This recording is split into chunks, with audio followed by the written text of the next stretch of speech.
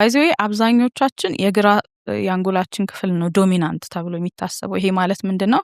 በዋነኝነት ንግግራችን ስፒች ሴንተር የሚባለው ያለው በግራ በኩል ነው አብዛኛው ሰው ላይ። ከዛ አሁን አይተሹ ሰው ከሆነ አብዛኛው ሰው በቀኝ እጁ ነው የሚጽፈው አይደለ? እንደዚያ የሆነበት ምክንያት ምንድነው? የግራው የአንጎልሽ ክፍል የሚቆጣጠረው የቀኙን የአንጎል ክፍል ነው። የቀኙ የአንጎል ክፍል የሚቆጣጠረውን የግራውን ክፍል ነው። ለዛ አብዛኛው ሰው በቀኝ እጁ የሚጽፈው ወይም ራይት ሃንድድ የምንለው የግራው የአንጎል ክፍል ዶሚናንት ስለሚባል ነው። ብዙ ፋንክሽኑን ስለሚሰራ ማለት ነው።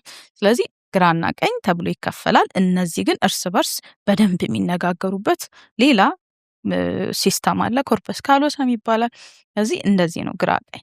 ከዛ እያንዳንዱ ክፍል ደግሞ ግራውም ቀኙም ይከፈላል። ከፊት ለፊት ሎብስ እንላቸዋለን እኛ። ከፊት ለፊት ያለው ፍሮንታል ሎብ ይባላል።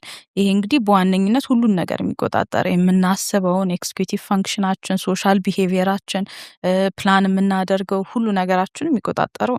ከዛ የሱ የኋለኛው ክፍል ላይ ደግሞ እጃችንን ማንቀሳቀስ፣ እግራችንን ማንቀሳቀስ፣ ሁሉ ነገር ማንቀሳቀሳችንን ደግሞ የዚህ የፍሮንታል ሎብ የሚባለው የጀርባው ክፍል ላይ እሱ የሚቆጣጠር ክፍል አለ ማለት ነው።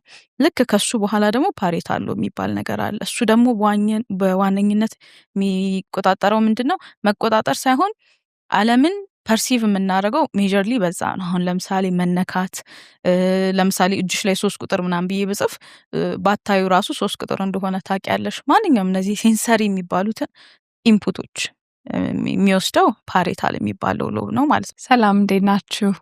በግሬትነስ ስኩል ስር የሚሰጡ የተለያዩ ትምህርቶችን መረጃዎች ለማግኘት greatnesschool.com ላይ ብትሄዱ ሙሉ መረጃውን ታገኛላችሁ። ስልክ ቁጥራችንንም እናስቀምጣለን።